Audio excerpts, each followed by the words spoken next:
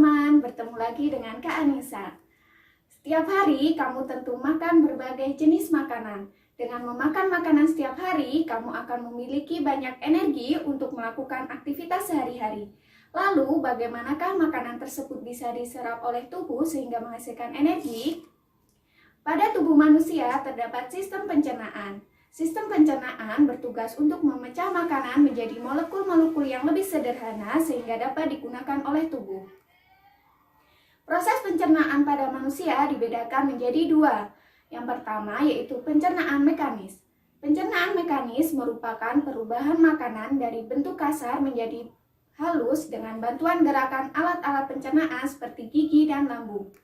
Yang kedua yaitu pencernaan kimiawi. Pencernaan kimiawi merupakan pelarutan makanan oleh enzim-enzim pencernaan yang mengubah makanan bermolekul besar menjadi makanan yang bermolekul lebih kecil. Proses pencernaan manusia melibatkan alat-alat pencernaan sebagai berikut. Yang pertama yaitu rongga mulut, kelenjar ludah, kerongkongan atau esofagus, lambung, usus halus, hati, kantung empedu, pankreas, appendix, usus besar, dan yang terakhir anus. Mari kita bahas satu persatu. Alat pencernaan manusia yang pertama yaitu rongga mulut. Pencernaan mekanik dan kimiawi dimulai di dalam rongga mulut. Di dalam rongga mulut terdapat gigi, lidah, dan juga kelenjar ludah. Gigi merupakan alat pencernaan mekanis yang berfungsi memotong, menggigit, merobek, dan menghaluskan makanan menjadi potongan yang lebih kecil sehingga memudahkan enzim untuk mencerna makanan. Yang kedua yaitu lidah. Lidah membantu mencampur dan menelan makanan sebagai alat pengecap makanan karena mengandung banyak reseptor pengecap atau perasa. Yang terakhir yaitu kelenjar ludah. Fungsi kelenjar ludah yaitu menyekresikan saliva atau air liur yang mengandung enzim petialin yang akan mengubah amilum menjadi maltosa. Alat pencernaan yang kedua yaitu faring. Faring adalah rongga persimpangan sebagai jalan masuknya makanan dan udara sebelum masuk ke saluran berikutnya. Di dalam faring terdapat bagian yang disebut epiglotis. Dalam keadaan biasa, epiglotis akan selalu terbuka, sehingga saat makanan masuk, epiglotis menutup faring dan saluran tenggorokan, sehingga makanan masuk ke kerongkongan. Alat pencernaan yang ketiga yaitu kerongkongan.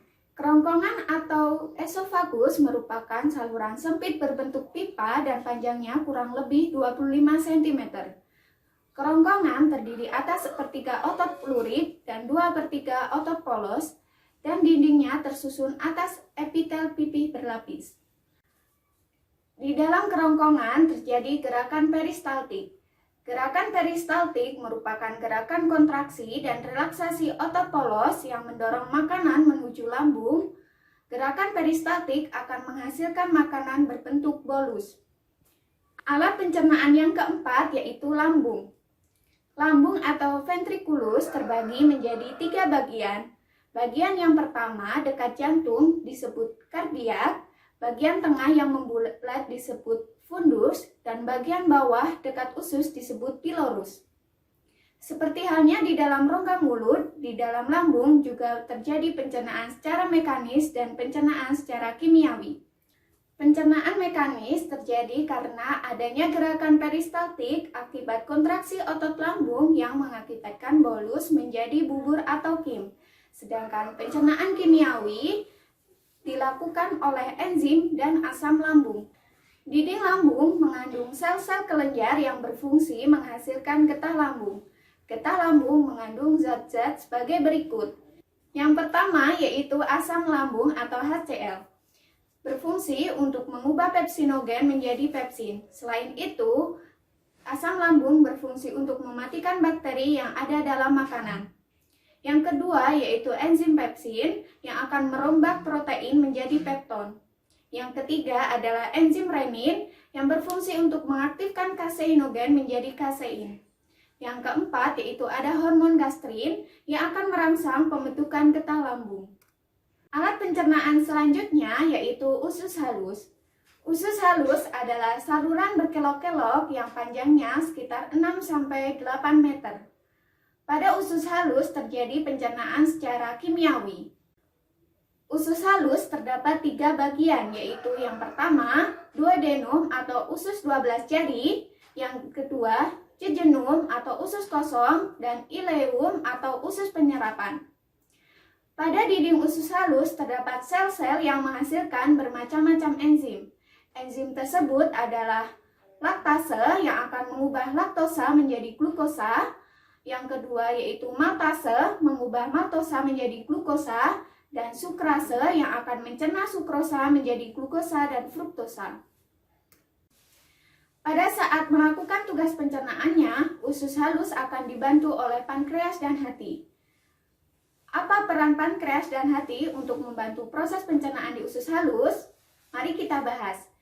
Yang pertama yaitu hati. Dalam menjalankan fungsinya untuk membantu pencernaan lemak, hati akan menyekresikan empedu.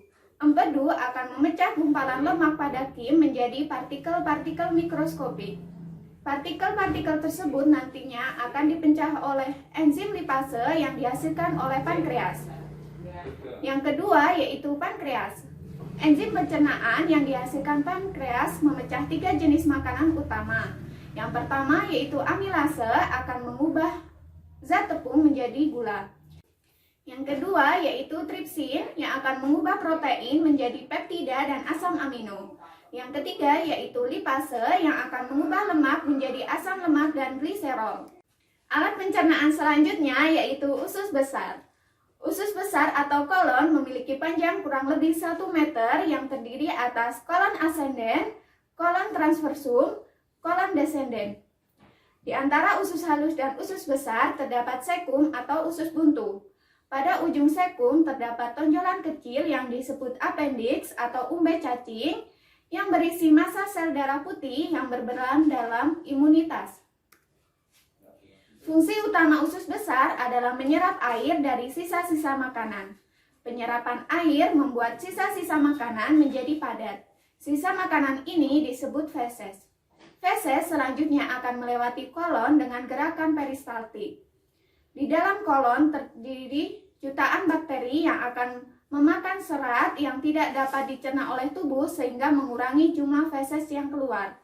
Bakteri ini juga menghasilkan vitamin K dan vitamin B12. Alat pencernaan yang terakhir yaitu anus. Pada ujung usus besar terdapat rektum. Rektum adalah tempat penyimpanan feses sebelum akhirnya dibuang. Kontraksi usus besar dan rektum yang kuat akan mendorong feses menuju anus untuk kemudian dikeluarkan oleh tubuh. Nah teman-teman, inilah keseluruhan enzim yang dihasilkan oleh kelenjar pencernaan kita dan fungsinya. Enzim betialin dihasilkan oleh kelenjar ludah, enzim pepsin dan renin dihasilkan oleh lambung, enzim amilase, lipase, dan tripsin dihasilkan oleh pankreas, laktase, sukrase, dan maltase dihasilkan oleh usus halus. Demikianlah pembahasan kita tentang sistem pencernaan manusia. Bisa dipahami ya? Tonton terus video-video terbaru di channel ini. Sampai jumpa di video berikutnya.